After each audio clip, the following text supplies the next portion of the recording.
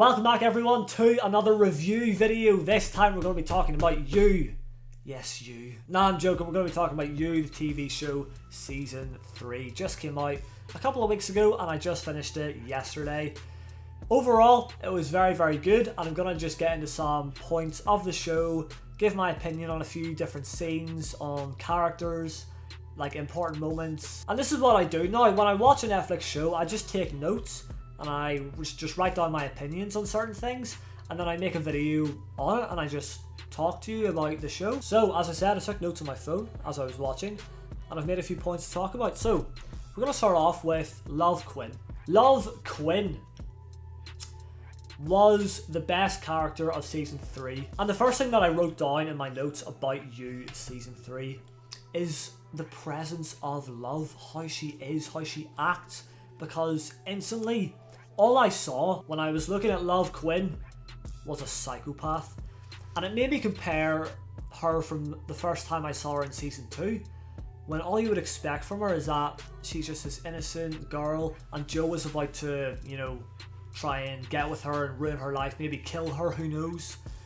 But at that stage in Season 2, you would instantly think she is just innocent and she's just a nice girl.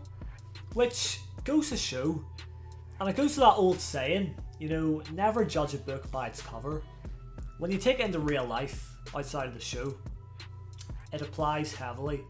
You could look at me right now, and you may think I'm like this, I guess, fun, hyper YouTuber, right? But you don't know the backstory, ladies and gentlemen. You don't know the backstory at all. This could be your first time seeing me, and I've had 20 years on this earth behind me that you just have no idea about. I could have killed, I could have done anything, and you just wouldn't suspect a thing. I'm gonna say now, just to clarify, I haven't killed anyone, so please, police, FBI, I'm not trying to send out a message that I've killed someone. I haven't. I swear to God I haven't. But the point is, I could have, and you would just never know. And this applies to Love Quinn heavily, because we later learn in Season 2 that her husband died. But even still then, I remember having suspicions that she killed him after what she did to Candace, because that's when we knew and when we realised that Love is a killer herself.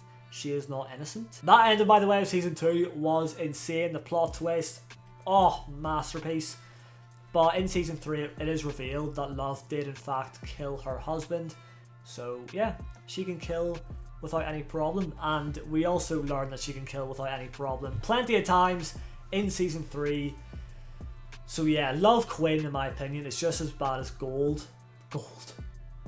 It's just as bad as Joe Goldberg. Not worse though. And I'll tell you why I don't think she's as bad as Joe. Joe is a creep, and he's very perverted, and yeah, he kills to protect whoever he's obsessed with, which obviously isn't healthy. But Love kills to protect her family. That's the difference. Now, I'm not backing up Love here. Well, I am with a few of her murders. I'll tell you some examples of what I agree with. For example, the guy who was an anti-vaxxer and he was, saying how her baby is going to get harmed from the vaccine and all that stuff. Yeah, that's fair enough. Hey, Gil. Yeah.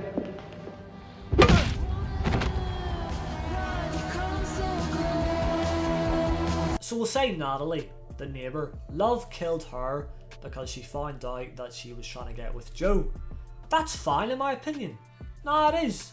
Because she's eliminating this problem of Joe cheating on her with the neighbour, And yes, Joe could cheat on her anyway, which he does actually, so that's kind of pointless. Oh, you know what, I backtrack on that. Natalie didn't have to die. She shouldn't have died. And she shouldn't have died in the first episode? Or the second episode? That was insane to me, because I really thought that the neighbour, Natalie, would have such a big part to play in Season 3, since she was a part of the cliffhanger at the end of Season 2. But she was gone so quickly into Season 3. And Season 3 mainly revolved around Joe versus Love, whereas I thought it would be Joe and Love managing alright, but the neighbour is a problem. But nah, Joe and Love, the relationship got so toxic, they tried to kill each other. So, yeah. that was the bigger picture of season 3 for sure. Bottom line, in the right hands, this place could be a raging success. So, what do you think? And going back to Love, we now know what she is capable of in season 3. So we look at her in such a completely different perspective. We know that there's a monster behind this innocent front that she puts on. And there was this scene where Sherry and her friends were making fun of Love. And as a viewer, I'm just sitting there going, you better not piss off this woman. Oh my god. Because us viewers know that Love will kill for not even that big of a deal. So when Sherry was making fun of her, I was like, oh my god, she's gonna die. But Love actually sort of passed it off, and her and Sherry did become pretty friendly until all hell broke loose. But yeah, once again, like in real life, you could be pissing off someone that could very well murder you without hesitation. That's scary to think about, but it's a good lesson. If there's anything I've taken away from You season 3, is that you cannot judge a book by its cover, and you better be careful with what you're saying to people, okay? This is why people over the internet always, you know, type out these horrible things, nasty comments, hate, trolling, all of that. It's such a big thing, but it's because they know they're safe and sound behind the keyboard. They know if they say something like that in real life, they could get banged up, or worse, if it's a Love Quinn. I love Love though. Even though she's a murderer, I love Love. She's actually a serial killer, isn't she? That makes her sound even worse. But yeah, she is. But yes, Victoria, what's her name? Victoria Pedrati does such an amazing job of just playing this psychopath of a character. And I love just everything from the facial expressions to just the way she presents herself, her emotions. Oh my god, she absolutely killed this role, quite literally. And once again, spoiler alert, she did die at the end of the season, so she is no longer going to be in this show. It's coming back for season 4, but Love Quinn is no more, and that is sad. Oh yeah, and then I wrote here, I was very surprised that the neighbour was killed in the first episode. I thought for sure she would be a prominent character throughout the season, which she wasn't. How was Natalie not one of the main characters?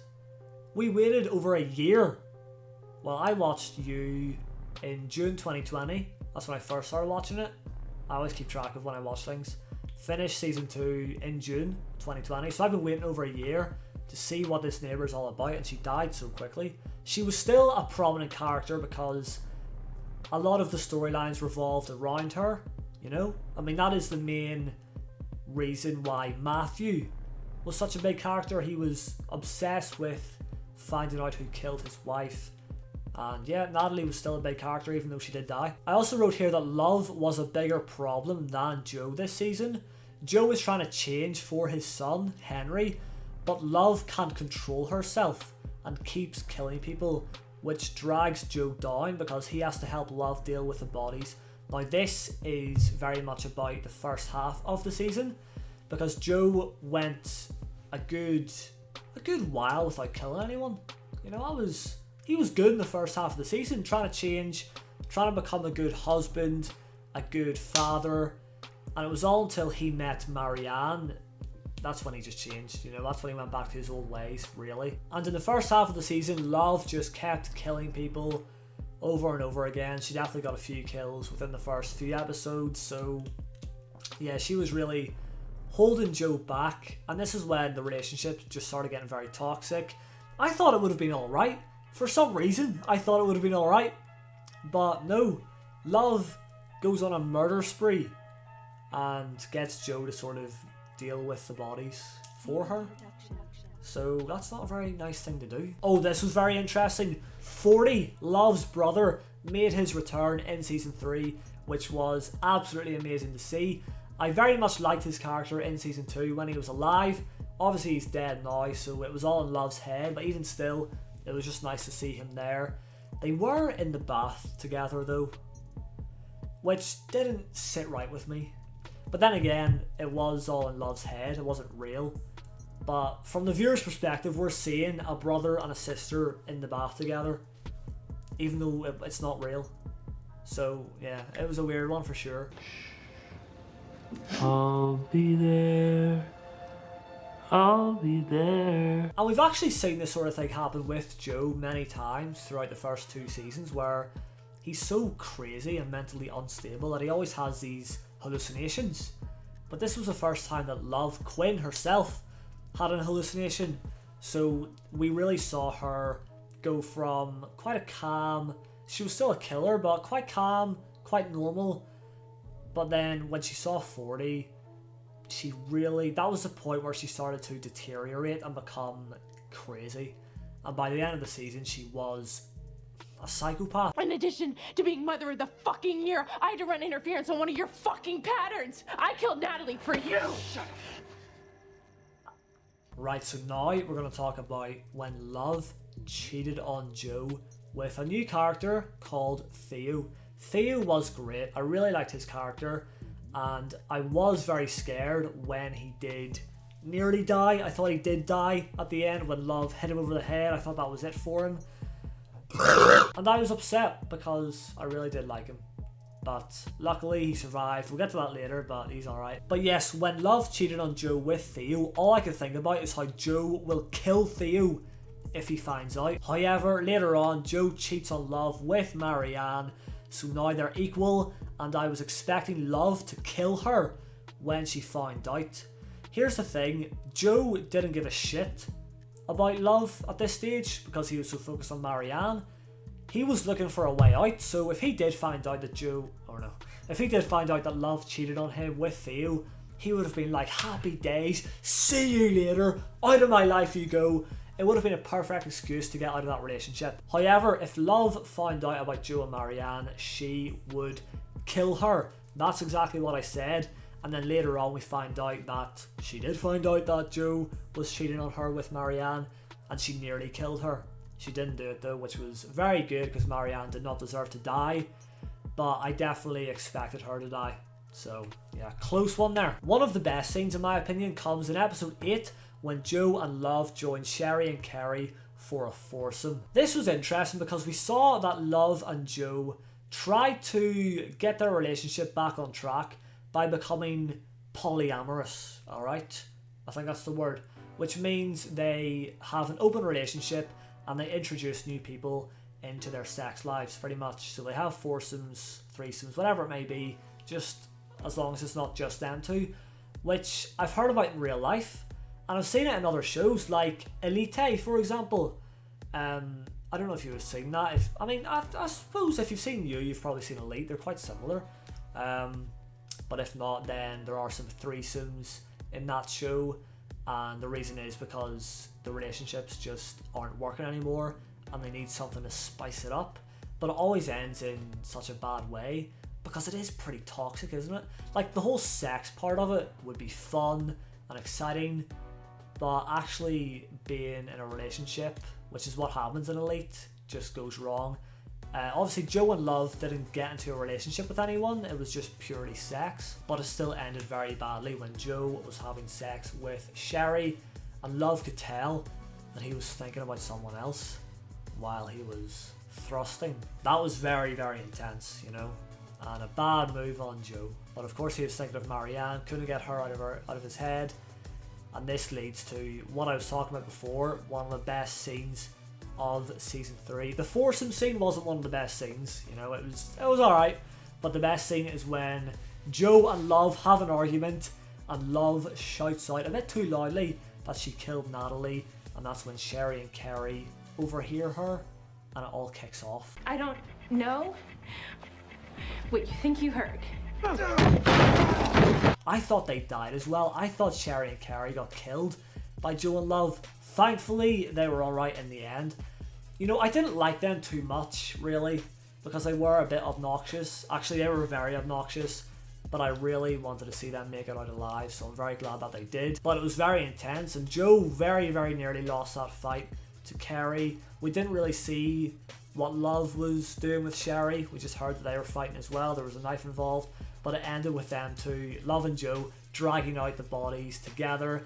And that scene where they just look at each other and they're like, oh shit, we've done it again. It's just perfect because it just shows the viewers that, you know, these two are just a match made in heaven, you know. even though they're not really, because they end up hating each other. Like, no other couple just kills and kills and kills, and even kills simultaneously. And another absolutely insane scene came in episode 9 when Joe kills Ryan. He was after him for months because Ryan was such a fucking dickhead to Marianne. And as I said before with some of Love's murders, actually, no, I took that back. I don't really agree with any of Love's murders, I don't think. Nah. Well, but Ryan was someone who I was actually hoping Joe would kill. Is that bad? Like, I know Joe is horrible. He's a serial killer. He is the bad guy in the show, but I was definitely rooting for him when he was going up against Ryan. And then in general, with his whole show, I never actually want Joe to get caught. Is that bad? But I think that's what the writers intend to do with these characters. They try and get you on their side, and they do a good job of it, you know? Anyways, back to Joe killing Ryan. He did it in such a brutal way, which was very hard to watch. He got him in position, and he repeatedly stabbed him in the chest to death, which is, as I said, pretty brutal. I love the way as well Ryan said, "You know it in you." He was just like, oh, he's not gonna, why, of course he's not gonna kill me. Like, what the fuck? No, he's not. And then Joe just, oh, that look in his eyes.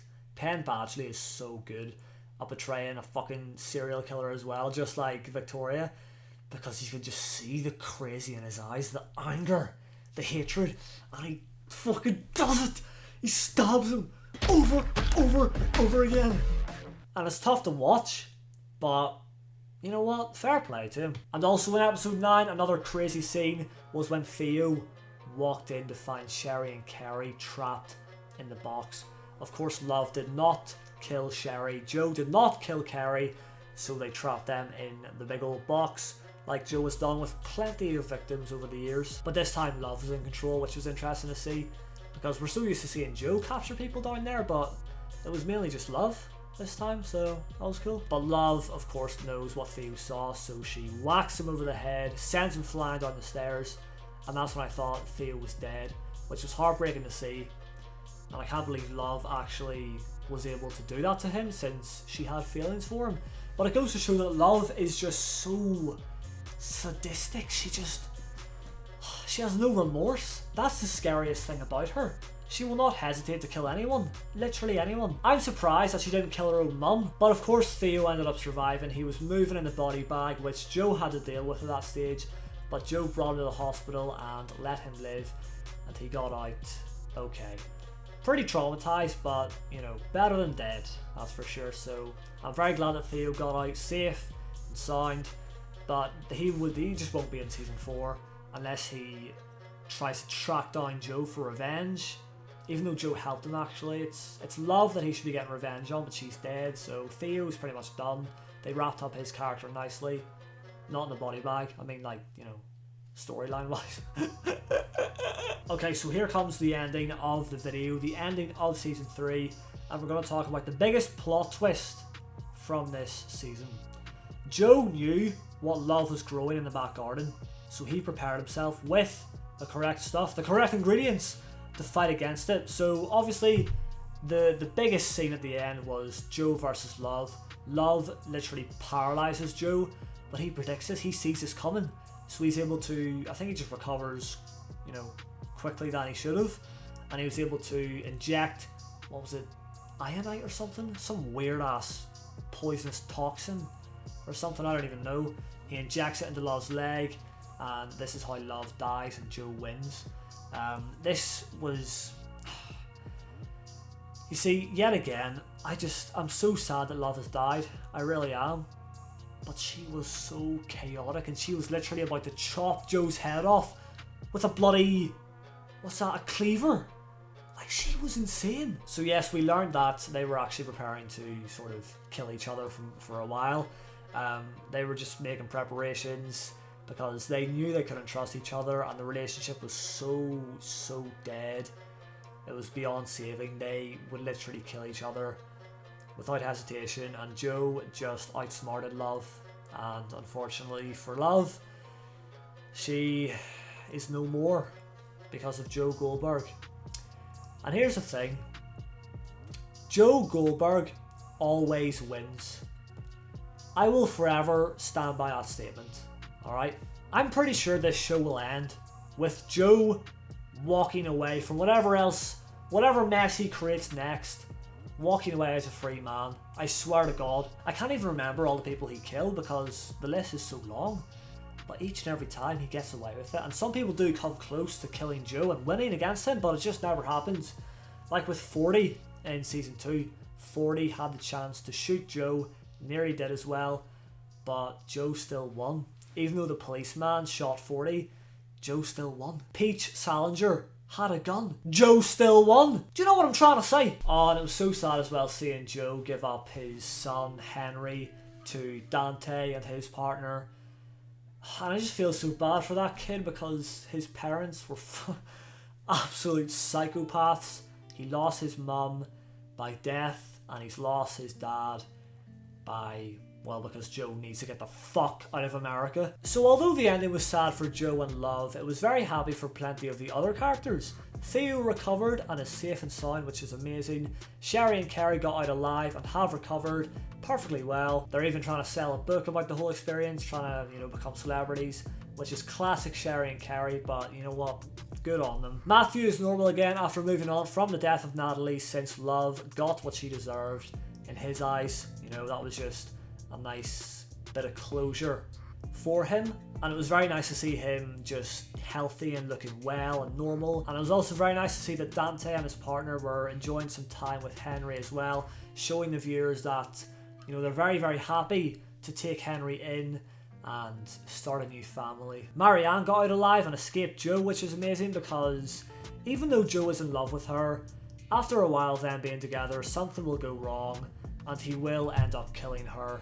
I mean, it's how this show is.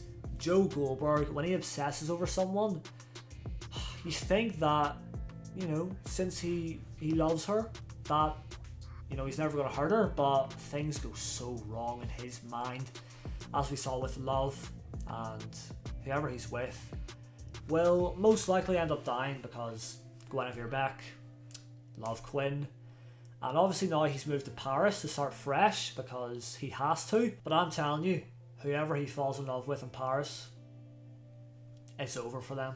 It's over. And then of course the news breaks that the house was burnt down, Love Quinn is dead, Joe is dead, and the psycho neighbours are no more. Which is so sad, because I loved those psycho neighbours.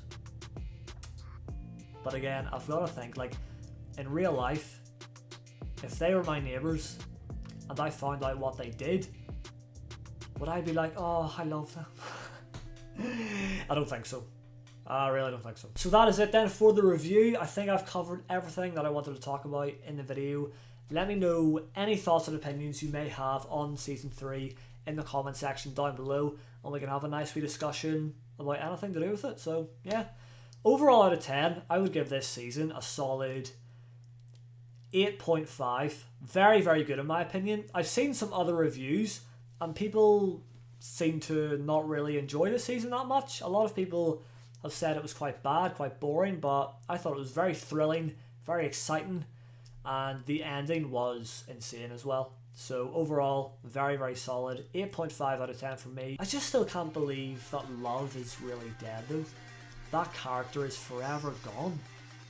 Like forever. But anyways, that is it for now, so drop a like on the video for me if you've enjoyed, subscribe if you're new. Thank you all for watching, and I'll see you in the next one.